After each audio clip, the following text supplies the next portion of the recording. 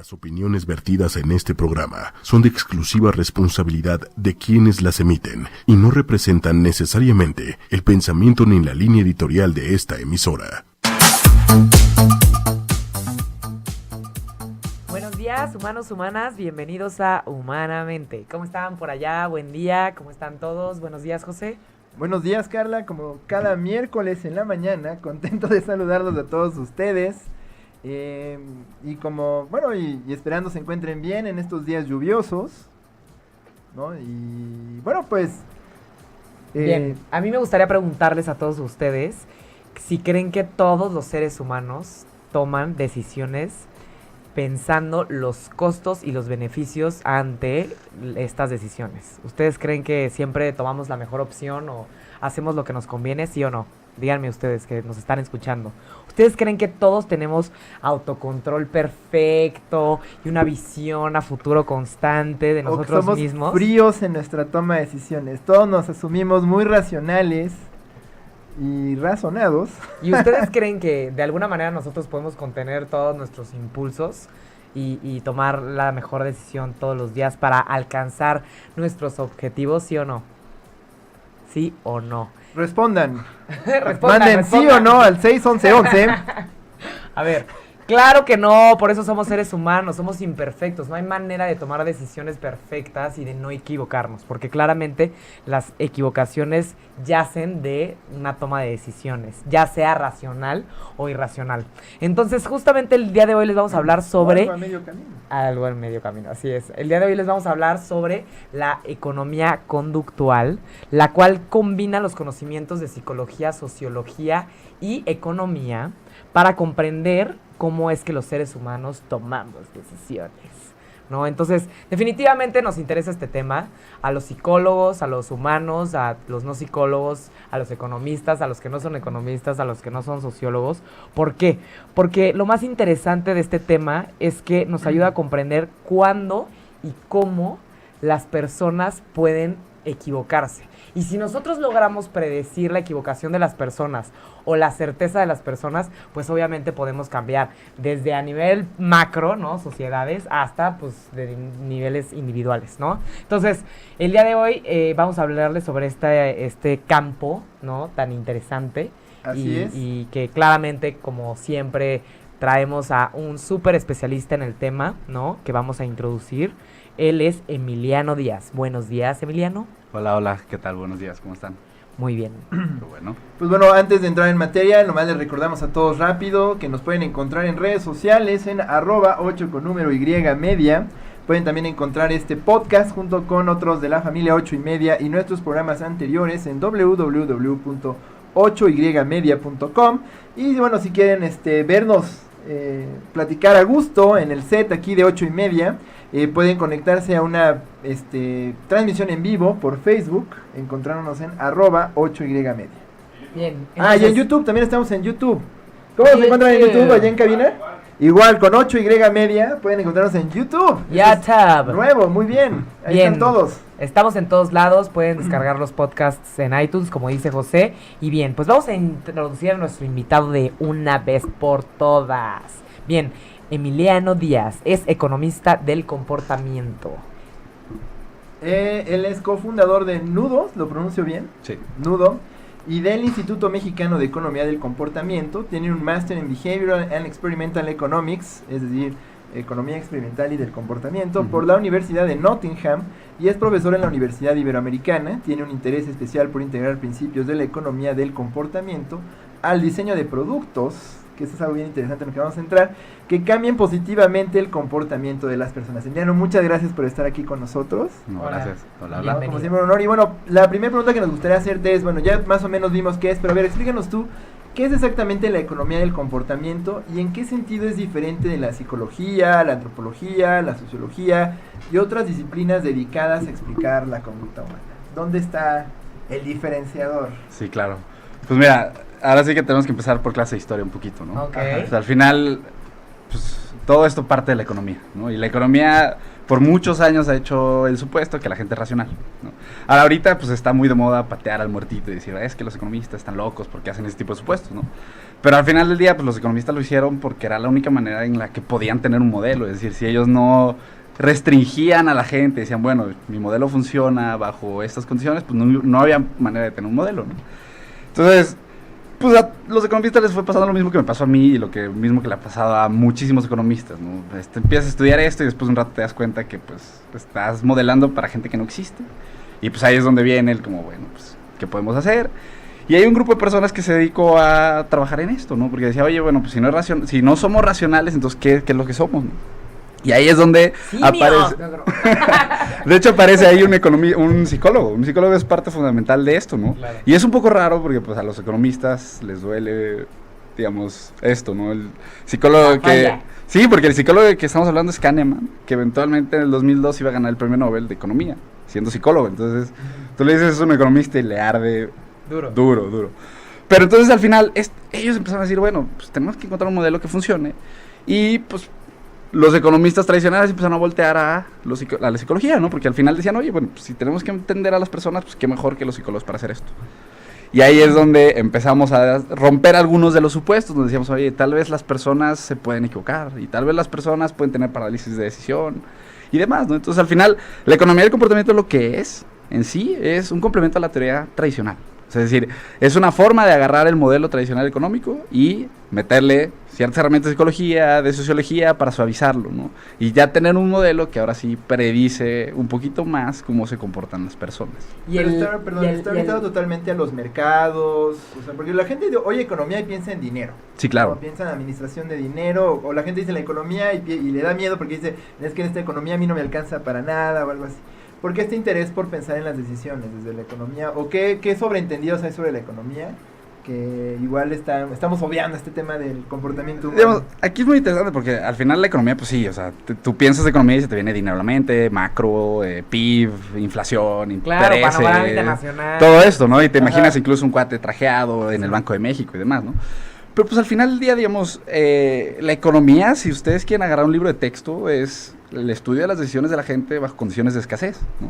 Entonces, cuando tú planteas la economía de esa forma, pues entonces estás estudiando cómo las personas toman decisiones, ¿no? Claro. Entonces... Purita psicología. Es que en la escasez sale el verdadero yo, ¿no? No, y ahí les algo muy interesante. Si ustedes agarran los economistas de hace 70, 80 años, no eran economistas. O sea, es decir, apenas se empezó a crear la ciencia económica como de carrera, ¿no? O sea, antes éramos, los economistas eran filósofos, matemáticos, físicos, ¿no? Claro. Al final eran personas que tenían diferentes herramientas para estudiar las decisiones de la gente, ¿no? Entonces, digamos, yo veo que se ha separado mucho al economista del psicólogo, ¿no? Pero pues al final, digamos, Kahneman mismo lo demostró, ¿no? Es decir, la manera de pensar de los dos es muy similar, ¿no? Claro, muy bien. Entonces, ¿qué sería en sí ya pensar en la economía conductual o del comportamiento? Es que, justamente, es decir, Toma de decisiones. existe la parte de teoría, ¿no? Que es cómo hago mi modelo más predictivo, y existe la parte práctica, porque obviamente después era como, ok, está padre que tu modelo pueda predecir que las personas se equivocan y pueda predecir que la persona no es racional, pero ¿cómo lo llevas a la práctica, no?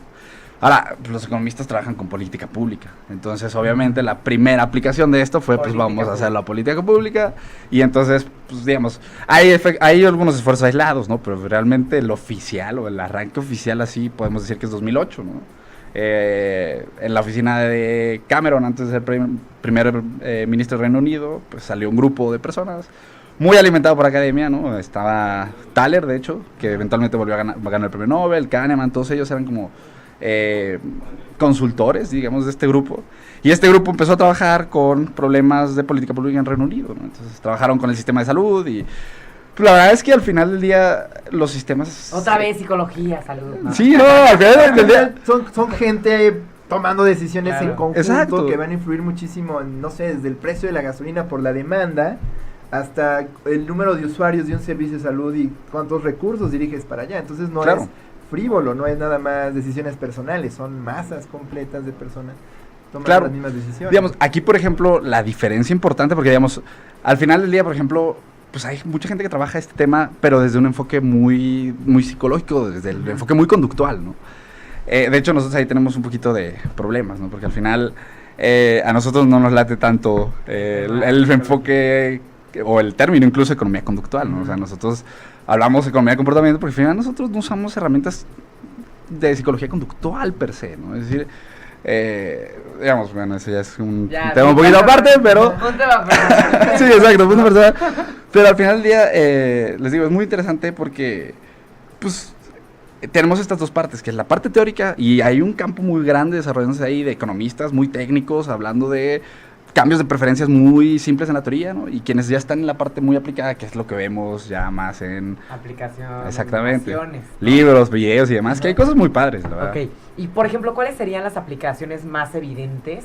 Sería la política pública. ¿Nos podrías dar un par de ejemplos de cambios en la política pública muy básicos que pudimos observar en periódicos, en la historia, ¿no? Pues mira, de hecho, tal vez uno de los casos más como famosos, ¿no? O conocidos es el caso de la donación de órganos, ¿no? Entonces, por ejemplo, hay un estudio muy famoso que empieza a ser una persona que se llama Dan Goldstein, ¿no? Que es economista, tratando de hacer algo que los economistas siempre han tratado de ver, que es tiene la cultura efectos sobre el comportamiento de la gente, ¿no? Entonces este cuate empezó a hacer un estudio de la donación de órganos en diferentes países y eventualmente se dio cuenta que más que un tema cultural era un tema de cómo se planteaba la decisión, ¿no? Entonces uno de los países que eran los que más donaban tenían un formulario que cuando tú ibas a decir si querías donar te decía tacha aquí si no quieres ser parte de este programa. Es decir, al final la gente o el planteamiento era, yo asumo que tú eres donador y tienes que hacer una tarea extra para no serlo, Por ¿no? cómo se planteaba la pregunta ya había una respuesta distinta. Aumentó, sí, claro. Un porcentaje enorme de más accesibilidad a la donación, ¿no? Muchísimo, y digamos, al final el BIT, que es el Behavioral Insights Team que se creó en el gobierno del Reino Unido, tiene un estudio muy padre, donde agarran y hicieron como un escaneo de varios estudios que utilizan esta forma de replantear las opciones y se da cuenta que cuando tú planteas la opción, digamos, para que la persona tenga que hacer una tarea para salirse, estás hablando de una medida 3-4 veces más efectiva que si la planteas al revés, ¿no? Justamente como nosotros en las escuelas a veces recopilamos información de algunos alumnos y les pedimos a los papás que nos envíen una firma si no quieren que sus hijos participen. En lugar de decirles que te digan que participen, ¿no? Es literal usar un consentimiento informado de manera con economía conductual, ¿no? Sí. ¿Algún otro ejemplo, por ejemplo, aparte de la donación de órganos? Bueno, por ejemplo, hay un caso ahorita está pasando un caso muy interesante aquí en México. Es decir, ahorita, no sé si han escuchado estas campañas que trae ahora Consar de métele 10 pesos a tu Afore, claro. Todo eso. Ajá. Claro, que en el Oxxo, ¿no? Tus 10 pesitos. Exactamente, ¿no? Al final, todo esto, es decir, pues el problema del ahorro para el retiro es un problema, digamos, que existe en todo el mundo, todos los países tienen el mismo problema de que la gente no quiere ahorrar, no importa que seas de China o de Estados Unidos, lo que sea, ¿no? Es decir, en todos lados existe el problema. Ahora, una manera o algo que está pasando hoy en todo el mundo, ¿no? Y mucho viene alimentado de este cambio de enfoque que están haciendo pues, en algunos proyectos, ¿no? Que traen este concepto de economía del comportamiento, es agarrar y decir, bueno, no me voy a centrar en crear conciencia. La gente, como cosas como el ahorro, es decir, tú paras a la gente en la calle y el 99% de la gente va a decir, sí, sé que es bueno ahorrar, ¿no? O sea, sé que tengo que ahorrar para el futuro. Incluso nosotros hemos hecho una pregunta que repetimos mucho y es así, ¿te gustaría que tus hijos ahorraran? Nunca ha habido una persona que nos diga que no. O sea, todos quieren ahorrar. Pues claro, al final, digamos, todo el mundo sabemos eso, ¿no? Pero todos sentimos que no podemos ahorrar. Exacto, entonces el problema, ahí, es decir, ahí está el problema, ¿no? El problema está en la acción, ¿no? El problema es no en conciencia. Y si nos fijamos, la mayoría de los enfoques es, pues vamos a crear conciencia, ¿no? Y Consar está cambiando eso. Es decir, Consar está diciendo, a ver, con 10 pesos puedes. Y no te preocupes, ve al Oxxo. Y además, están mandando unas tarjetitas para que tú cuando vayas al Oxxo no tengas que acordarte de tu número de Afore, porque ese es el otro gran problema, ¿no? Llego al Oxxo, ¿qué? Me voy a meter mis 10 pesos, dame el número de Afore. Pues no me lo sé. Entonces te dan una tarjeta para que incluso todo, es decir, Consar, dándose cuenta, sabiendo que la gente procrastina, sabiendo que la gente no hace lo mejor para sí mismo en ese momento, pues se enfocó en decir, bueno, corto plazo, poco cantidad. Exactamente. ¿No? Como esta idea de no te va a costar trabajo si son 10 pesos, ¿no? Entonces la motivación aumenta porque la factibilidad es mayor de manera interna, ¿no? Exacto. Yo siento que es mucho más probable hacer esto que depositar 100 pesos al mes. Exacto. Y al final, digamos, ese enfoque de facilitar las cosas, pues es, digamos, nosotros hemos visto que generalmente es lo que más tiende a funcionar, ¿no? Por ejemplo, hay una gráfica que yo me tomé un día que estaba en una conferencia que tal vez no debía haber tomado foto, pero la tengo ahí muy guardada, y es el cambio o sea, la tendencia impresionante que ha habido después de 2011, 2012, que fue que con Sara agarró este enfoque. O sea, de hecho, cada año, ¿no? Se escucha trimestre con máximo histórico de ahorro voluntario, ¿no? Entonces, pues ese tipo de cambios de enfoque son las aplicaciones que más impacto tienen ahorita. Ok, que eso está padrísimo porque de alguna manera puedes cambiar la decisión de muchas personas con un pequeño movimiento o con una pequeña campaña de comunicación, ¿no? Exactamente. A nivel ya individual, que obviamente la verdad es que somos psicólogos y nos encanta hablar del individuo, ¿no? Yo personalmente me encanta hablar del individuo. A nivel personal o individual, ¿cuál sería una aplicación típica de economía conductual? Algo que hacemos todos los días que si le dijéramos a nuestros hijos o nos dijéramos entre nosotros, podríamos convencer a los demás para tener una mejor salud, un mejor hábito. Compromisos. ¿Cómo? Y, o sea, nosotros, por ejemplo, esa es una herramienta que usamos mucho, compromisos, y mientras más visibles tú puedes hacer los compromisos. De hecho, tenemos un chavo que trabaja con nosotros, la persona que más yo conocía que fumara en la vida. El pobre cuate se fumaba 2 cajetillas al día tranquilamente. Y el cuate, pues al final, la única forma digamos, trató 20,000 maneras, ¿no? Y la única forma que encontró es escribiendo compromisos, pero compromisos ya no solamente a mis amiguitos, sino compromisos a clientes y compromisos a otras personas. Y al final, pues este cuate, al principio, ¿no? Salíamos a la oficina y le daba pavor prender un cigarro, porque pues, hay gente con la que trabajamos que está por ahí, ¿no? Entonces, el simple hecho de que no le, o sea, es decir, no romper su compromiso y romper su imagen personal, ¿no? Era lo suficiente para darle ese empujoncito de no puedo fumar, ¿no? Y lleva, yo creo que ya 7, 8 meses sin fumar, y para un cuate que fuma lo que tenía es impresionante, ¿no? Y por ejemplo, en alguna empresa que pues obviamente estamos vendiendo y no sabemos cómo enganchar al cliente en mayor medida, o sea, ¿qué típicas medidas en las empresas de mercadotecnia o de comunicaciones utilizan para que la gente dé clic, para que la gente llame, para que la gente compre? Mira, no quiere delatar. No quiere darnos sus secretos. Es que aquí tenemos, mira, aquí es donde nosotros, ya tal vez puedo hablar nada más del IMEC, ¿no? De donde estamos nosotros trabajando. Es un enfoque que tenemos que es, digamos, podemos y tenemos a la mano herramientas de influencia, ¿no? Es decir, tú puedes usar esas herramientas de influencia para tratar de vender a alguien, ¿no? Pero ahora sí que nosotros tratamos de nunca hacerlo, porque al final de cuentas las tenemos pero no las usamos. Suena como siniestro decir herramientas de influencia, ¿no? Y entrando a leer el sitio de ustedes, hay unos términos que me llaman la atención, como arquitectura de decisión, empujones, modificaciones del comportamiento. Sí suena como siniestrón. Sí, claro, ¿no? Y digamos, nosotros lo hemos visto, y así como suena siniestro, también suena atractivo, ¿no? Es decir, tenemos los enfoques, quienes son qué horror que haya gente haciendo esto, ¿no? Y quienes son al revés. Exacto, y quienes son al revés, que incluso lo ven como si fuera una varita de magia, de cambias 2 palabras y ya resuelves el mundo, ¿no? Claro. Entonces, se puede hacer, ¿no? Y a mí me gusta mucho hablar de esto pensando en la gente que te vende cupcakes en la calle, ¿no? Que creo que todos nos hemos encontrado con alguien, ¿no? Ajá. Entonces, al final, las herramientas de influencia y estas técnicas ya un poco más coercitivas, ¿no? De forzar a que alguien haga algo, ¿no? Como de el círculo en la tele, de la película de Batman, eso, y que todos están en sus teles viendo, sí, ¿no? sí, se levantan y van a comprar, ¿no? Sí, ¿no? Ahora, lo que es interesante es decir, los cupcakes, perdón. Existe todo esto, ¿no? Pero pensemos en el caso de los cupcakes. Ajá. Al final, a ustedes les ha vendido alguien, les ha intentado vender cupcakes, Te ¿no? vas a internar, no es cierto. Exacto. Entonces, ahora, tú puedes caer la primera vez, ¿no? Es decir, tú caes la primera vez y a lo mejor eres suficientemente ingenuo para volver a caer una segunda vez, ¿no? Y a lo mejor te agarraron con tu date de ese día y te pusieron suficiente presión para que compraras algo que no quieres comprar, ¿no? Es decir, al final a eso juegan ellos, ¿no? A eso juegan ellos. Y para eso son las herramientas de influencia. Es decir, las herramientas de influencia son para poner a la persona en un punto donde la opción fácil es, bueno, ya te compro y ya, ¿no?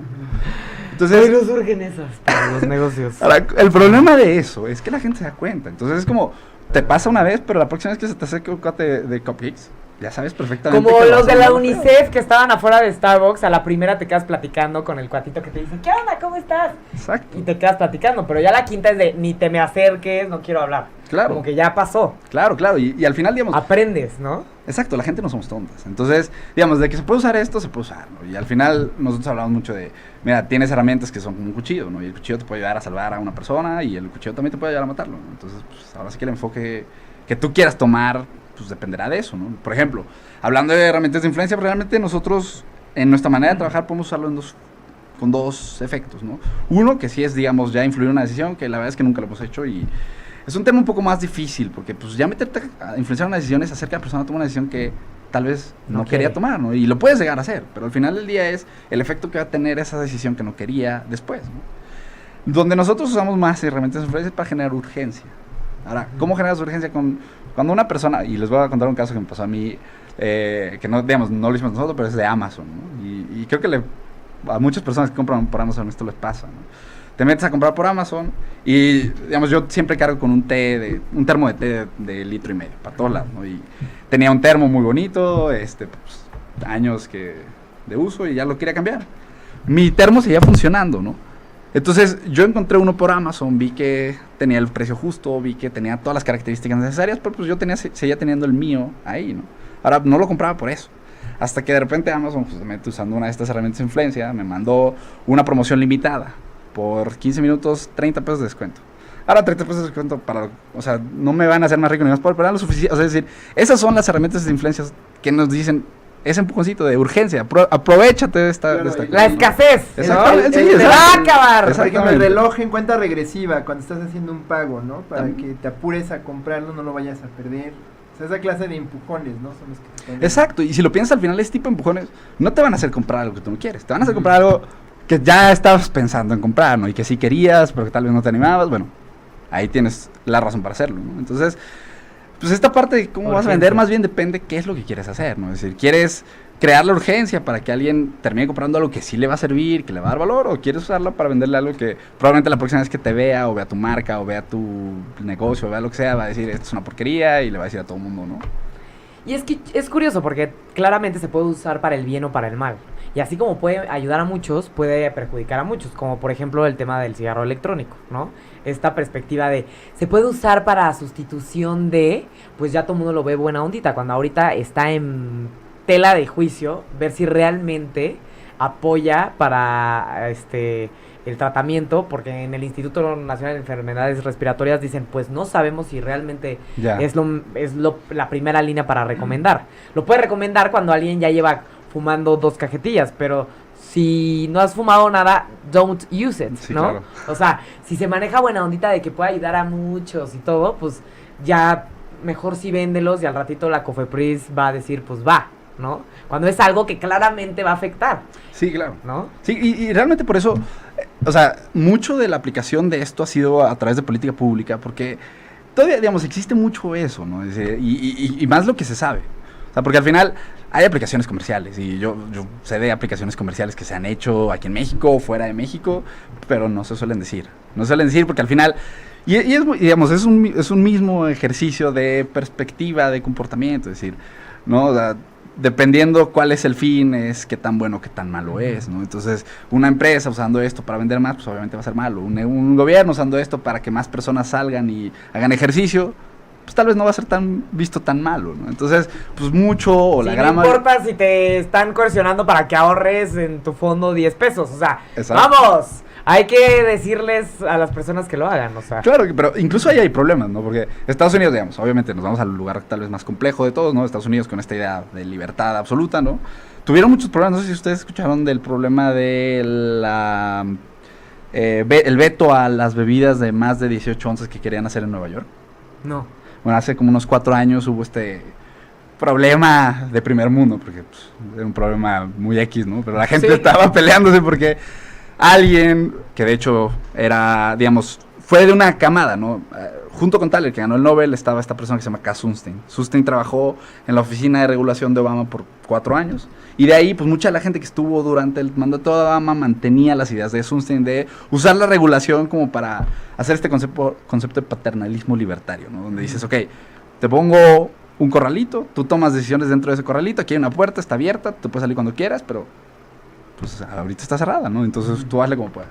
Y dentro de esto decían, bueno, Yo no quiero que la gente esté tomando refrescos de 36 onzas. Vamos a limitarlo a 18. Bueno.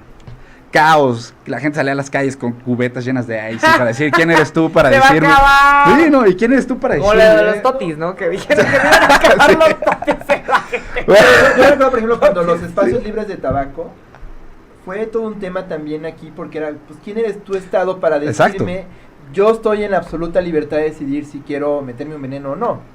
Exacto. Si mi veneno molesta a otro, pues no es mi problema. ¿Quién eres tú Y para mira, decirme? más presente todavía, no sé si supieron la semana pasada, hace 15 días ya todos somos donadores de órganos a la de fuerzas, ¿no? Claro. Pues ahora pasaron una ley, ¿no? Y ahora todos somos, o sea, hicieron este efecto de si no quieres serlo, tienes que hacer una acción para salirte. El único fallo en esta manera de aplicarlo es que de repente, de la noche a la mañana, nos amaneció a todos con la noticia de, bueno, ya eres donador de órganos, y si no quieres, manda una carta expresamente, o deja una carta expresa donde digas que no quieres ser donador, ¿no? Entonces, incluso esa onda de quién eres tú, pues se puede venir hasta en dónde se aplica, ¿no? Hablábamos, o veíamos nosotros, este tema, estábamos a la mitad de un curso una vez, de hecho, y hicimos una compilación de noticias, de noticieros que hablaban de la noticia y todos de, bueno, pues ahora resulta que ya tienes que donar, ¿no? O sea, el tono de la gente, pues es, a nadie le gusta que le impongan nada, ¿no? Entonces, pues esta misma idea de paternalismo que viene de la aplicación de esto, pues es incluso ya controversial, ¿Y ¿no? qué pasó con lo de los refrescos? No lo pasaron. No. Y ahora era algo muy... porque- Tomen sus Pepsi cilindros para toda su vida, ¿no? Y era una tontería, porque al final, digamos, lo que decían es, yo te doy un vaso de 12 onzas, 16 onzas, algo así, sírvete 50 veces de la máquina si quieres. Es decir, esa era la parte de la puertita está abierta, tú puedes claro. matarte si quieres, pero ya no te voy a Eso dejar. es lo de la sal en las mesas. Si Sí, no la tienes enfrente, tal cual. tal vez no la pides. Tienes que esperar a que llegue y esperar, pues mejor tu decisión es ya no pedirla, ¿no? Sí, claro. A mí me molesta muchísimo porque me encanta la sal, ¿no? Pero, pues la verdad es que a veces dices, pues en lo que llega la sal, pues ya se me enfrió la sopa, mejor ya no la pido, Pero ¿no? es en el tema de los hábitos. Si quieres promover un hábito de salud, hazlo lo menos difícil posible. Total. Si tú quieres reducir un hábito que es malo, haz que sea más difícil llegar a él sin que sea imposible. Y vas a darte Totalmente. cuenta que hay gente que sentía que tenía que hacer algo, resulta que no lo necesitaba, porque si te dieran a escoger entre ponerle sal, porque ahí está, y pedirla porque es incómodo, pues la ingesta de sal disminuye y entonces los ganancias en salud pueden verse a largo plazo, ¿no? Sí, total. Y digamos, ahorita que sacan el tema de la sal, me gustaría contarles eso, porque la sal tiene o sea, es decir, se me vienen rápidamente dos proyectos solamente con comportamiento que demuestran los dos lados Las dos de caras. todo esto, ¿no? Que es justamente esta medida de vamos a quitar la sal de las mesas, ¿no? Al final tú dices, oye, el hecho de que sea fácil, que la gente lo tenga a la mano, pues facilita El acceso y el Exacto. uso. Y facilita que incluso pase lo que decían de, oye, la gente le echa sal sin siquiera probarlo, ¿no? Sí.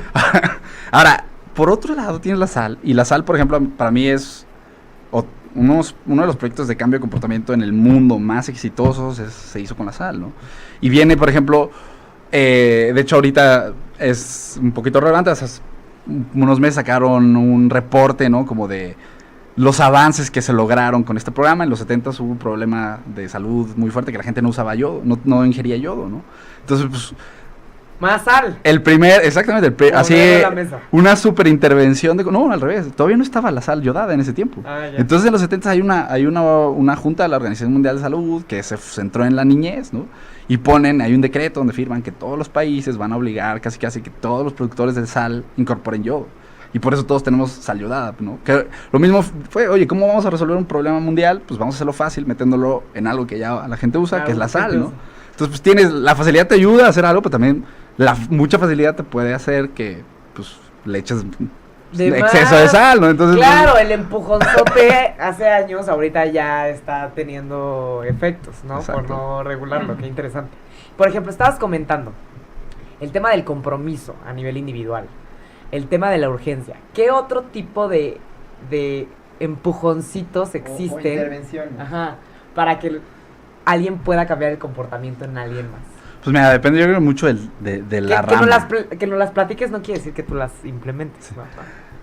Yo creo que de la rama en la que estés trabajando, porque por ejemplo, en finanzas mucho es el autocontrol, ¿no? Y entonces las intervenciones que se crean mucho en finanzas es, bueno, ¿cómo puedo crear una cuenta yo de ahorro que sustituya el autocontrol? Al final, crear autocontrol en las personas es un reto que si encuentran ustedes la solución, pues el mundo va a ser mucho mejor, ¿no? Pero es prácticamente imposible, entonces ahí es donde el enfoque que tiene la economía del comportamiento es, bueno, como creas tú el contexto, ¿no? Al final, todos los modelos de aplicación de la economía del comportamiento van ligados a usar el contexto para esto, ¿no? Entonces, hay muchas herramientas que es, bueno, traslada eso al contexto y crea elementos, ¿no? De autocontrol artificial como, no sé, puntos de decisión donde la persona tiene que decidir antes de sacar su dinero de la cuenta. Es decir, cositas así que vas poniendo en el camino de la gente y que te ayudan en ese objetivo, que en este caso es financiero, ¿no? Pero pues, si hablas de salud, pues puedes hablar de también autocontrol en algunos casos, pero pues evidencia, ¿no? Muchos de los problemas de salud son de evidencia.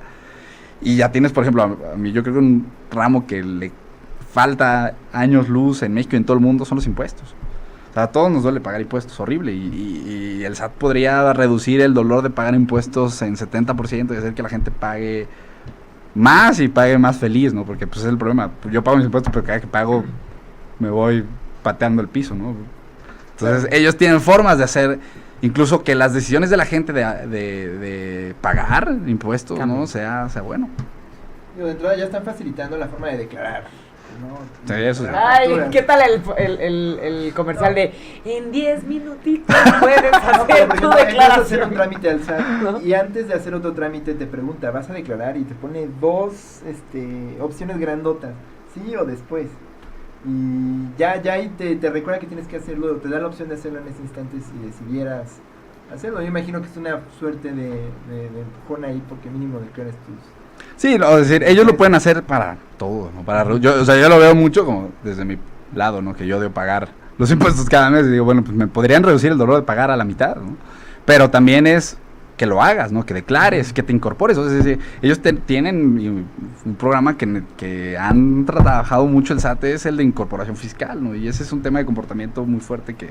No, pues nada más el INADEM y todas las aceleradoras que nada más También. entran a las aceleradoras y venga, te tienes que dar de alta y tienes que empezar a pagar impuestos, ¿no?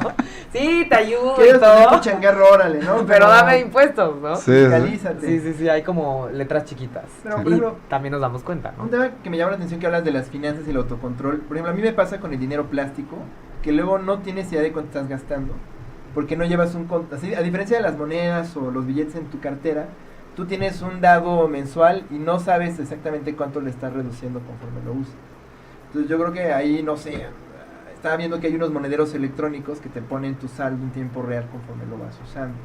Yo me imagino que alguien con algo estaría así, padre ver la tarjetita y que te que diga cuánto te diga cuánto queda. te va quedando Y tú, conforme ya lo que la usas, saques dices, para que no mejor tengas que hacer no. la matemática, porque luego llega al final de mes y ¿en qué momento me gasté todo esto? Vas viendo todos tus Sí, gastitos, ¿no? no, y digamos, es muy interesante eso porque Ahí. hay de hecho, Thaler, que ganó el Nobel en octubre, ¿no? Tiene un ramo de estudio muy fuerte que se llama contabilidad mental y tiene que ver justamente con esto, que es cómo las personas percibimos el dinero y cómo las personas hacemos transacciones financieras con él, ¿no? Y la teoría nos dice 50 pesos son 50 pesos aquí en China, pero pues 50 pesos no son lo mismo, es decir, si te los encontraste, si te los ganaste por tu trabajo, si te los devolvió el SAT en una devolución de impuestos, es decir, el dinero tiene, incluso como dices, si vienen en forma de plástico, si viene en forma de fichitas, si viene en dinero, es decir, es muy diferente todo esto, ¿no? Y ahorita que hablaban de la cuenta, se me venía un ejemplo muy bonito, ¿no? Porque al final esta idea de contabilidad mental te puede, o sea, las bases de contabilidad mental es cómo le ayudas a la gente a crear las condiciones para que hagan una buena administración de su dinero, ¿no? Y hay un caso que probaron y pilotaron en Reino Unido de dar transferencias condicionadas, ¿no? Estas transferencias de dinero que se le da a través de Prospera y demás, que todos tienen el mismo problema y en todo el mundo, ¿no? La gente recibe la transferencia, va al cajero, saca todo de golpe, se lo guarda en su bolsa y hace con el dinero como quiera, ¿no? Obviamente todos estos programas quieren que la gente administre mejor su dinero. Y a unas personas se les ocurrió decir, bueno, te vamos a dar 10,000 pesos, ¿sí? Pero yo te voy a presentar esos 10,000 pesos en 5 bolsas. Una bolsa de gastos del hogar, una bolsa de... Es decir, esos 10,000 pesos estaban divididos en 5 rubros. Para que no te lo atasques en una cosa. Exacto, y 2 de los rubros era ahorro y educación de los niños. Ahora, lo bonito del experimento es que la gente sacaba todo el dinero, pero no tocaba la bolsa de ahorro ni educación para los niños, ¿no? Entonces, al final, el simple hecho de ponerle nombre, exacto, el ponerle nombre, Nombre. sí, ya dices, oye, pues en lugar de sacar y hacer mi hábito normal, lo vuelvo a hacer, pero esa bolsa que tú ya me sugeriste para ahorrar, para mi La educación de voy a niños, usar porque está ahí disponible. No Sí. tengo que hacer un esfuerzo mental para poner esa bolsa, ponerle nombre y separarlo y contabilizarlo, sino ya está ahí. exactamente. Es como el tema del ahorro personal, ¿no? O sea, Sí. idéntico. O las empresas que ya te Si dan. tú abres de una ahorro. cuenta, si tú abres una cuenta específica para el ahorro, sabes que existe y la tienes que usar solo porque existe, ¿no? Sí, sí, sí. Entonces como que eso promueve más en lugar de, algún día cuando tenga tiempo o me sobre voy a ahorrar. A ver, ya está esperándote esa cuenta, hay que ahorrar, ¿no? Entonces es muy interesante todo esto, ¿no? Sin duda en temas de salud, política pública, o sea, desde el nivel individual hasta Sí, nivel, sí, sí, no. global, nacional. Aquí ya hablando específicamente de los servicios o de cómo utilizas tu expertise para llevarlo a la práctica, ¿cómo? O sea, llega un político y te dice cómo le hago, llega una empresa y te dice cómo le hago para vender más, llega ¿quién? ¿Cómo puede alguien usar un servicio de un especialista en economía conductual? Mira, nosotros nos enfocamos en dos cosas, ¿no? Adopción de productos. Ajá. Y trabajamos mucho, por ejemplo, con gente que trae proyectos, muchos de hecho terminan siendo proyectos sociales, ¿no? Pero muchos son proyectos nuevos que traen beneficios, pero pues al final la gente no adopta. Un caso, por ejemplo, muy bonito de Monterrey, ¿no? Una empresa que trae un producto de limpieza. Producto de limpieza es una maravilla, ¿no? Son unas tabletas, transforman la grasa en oxígeno, es decir, hacen el paso de limpiado de tratamiento de agua, adelantan un paso, ¿no? Es decir, producto bonito, pero la gente lo rechazaba porque no tenía olor y porque no tenía color de pinol. Cosas tan simples como eso, ¿no? Y al final ellos... Porque no traían el pelón. Sí, sí, claro. Portachón. Y al final Hay un maestro limpio ahí. ellos estuvieron a punto de salirse de mercado, ¿no? Y es un proyecto padrísimo, son unos chavos que traen un proyecto súper padre. Y pues al final es como, ellos nos encontramos por suerte y oye... Métele el olor, Sí, chavo. oye, pues comprarle un olor, o sea, comprar olor, métele color, haz este tipo de cosas. Ve a Firmenich, que es la empresa de olores por excelencia, ¿no? Sí, claro, ¿no? Y lo solucionan de esa manera. O sea, ellos lo único que agregaron fue esencia de pino. Fue lo único que hicieron y ahora su producto es una maravilla y tiene aplicaciones industriales enormes, pero es decir, ese tipo de proyectos que al final la adopción de un producto nuevo implica trabajo, ¿no? Entonces, pues nuestro trabajo en ese sentido es cómo minimizas ese trabajo. Y el otro ramo muy fuerte son con fundaciones. Pero son fundaciones que quieren hacer proyectos, por ejemplo, de educación financiera o de mejoramiento de la salud, o cosas de estilo, ¿no? Y al final ellos pues tienen objetivos de hacer un proyecto que funcione, pero por ejemplo, hablando muy específicamente del caso de la educación financiera, el enfoque ya está muy ciclado de vamos a hacer un taller, vamos a dar un librito a las personas que lleven su registro de sus gastos mensuales. Uno, la gente nunca lleva su registro y dos, pues eso se hace desde hace 35 años, ¿no? Entonces, Cosas nuevas. exactamente, oye, ¿qué cosas nuevas es? Pues bueno, ¿tú quieres que las personas ahorren? Pues de inicio el producto que le estás ofreciendo está mal diseñado. ¿Por qué? Porque no les da acceso al dinero de manera inmediata, ¿no? Que es una forma, es decir, todo el mundo quiere impulsar fondos de ahorro de 3, 4 años y la gente quiere su dinero ya. Entonces, pues desde el diseño del producto o la estrategia, es decir, el enfoque es más de cómo haces que la gente adopte, ya sea una nueva medida, que sería cambiar una acción de, no sé, de comer o no hacer ejercicio, ¿no? Y la otra parte es cómo minimizas el trabajo de adoptar un producto nuevo. Muy bien. Pues desgraciadamente por tema de aquí estructura del programa vamos a tener que ya acortarlo, pero obviamente nos encantaría que tenemos muchas preguntas, Claro, nos muchas encanta, preguntas pendientes. muchísimas preguntas pendientes, nos encantaría que hubiera un programa de economía conductual, toma de decisiones parte 2, si nos los permitieras en algún momento. Sí, claro. ¿No? Pero no podemos de ninguna manera despedirnos ni cerrar antes de que nos des alguna recomendación de alguna película donde se vea muy claro este tema de la economía conductual, un libro, algún artículo, algo que realmente pueda ser muy significativo y práctico, nada muy elevado O muy ni académico, científico, ¿no? Sí, sí, sí. Pues mira, les voy a dar 2 libros rapidísimos. Ok. El más fácil para entrar y empezar a entender de qué se trata esto lo escribió una persona que se llama Dan Ariely. Dan Ariely, Ariel. que se llama Predeciblemente Irracional en español, ¿no? Predictably Irrational. Ese es como el libro que vas a sacar del estante y vas a entender más fácil de qué se trata esto. Que fue uno de los colaboradores de Talero, ¿no? Están trabajando juntos, sí. Y después, más adelante, ya que se lean les recomendaría ahora sí Thinking Fast and Slow de Kahneman. Thinking Fast and Slow de Exactamente. Daniel Kahneman. Daniel Kahneman. Que ganó el Nobel en 2002, Ajá. el psicólogo que ganó el Nobel. El psicólogo. Es muy padre porque ahí presenta la teoría prospectiva, que es la base de la economía del comportamiento, o este modelo diferente de economía, ¿no? Entonces, ese sería como, ya que terminas uno, ese otro sería el bueno. Perfecto, buenísimo. Va, entonces ahí tienen su curso rápido, Eso. introductorio, Exacto. 101. Economía conductual for dummies, ¿no? Y pues obviamente nos quedan muchas preguntas por resolver, muchos cuestionamientos. Desgraciadamente tenemos que cortar un poquito antes de tiempo esta ocasión, pero pues... Ahora sí que economía del tiempo. ¡Cortada! Ay, no. Perdón. Bien, pues Emiliano, es un placer. Nos podrías platicar rapidísimo cuáles serían tus datos de contacto para que Si alguien alguien quisiera acercarse al Instituto Mexicano de Sí, Economía del pues mira, tenemos Comportamiento. nuestra página que es ecomportamiento.org y mi correo es emiliano@ecomportamiento.org, y ahí en la página tenemos unos libros gratis que están padres, tenemos pláticas TED, tenemos varias cosas que, pues digamos, para alguien que quiere empezar a ver más de esto, ahí va a estar. Vans, ahorita lo subimos al Facebook, pero para aquellos que nos escuchan, ecomportamiento.org. Sí. Perfecto. Bien, pues Muy muchísimas bien. gracias a nuestro invitado, a todo el foro del día de hoy que nos estuvo escuchando, ¿no?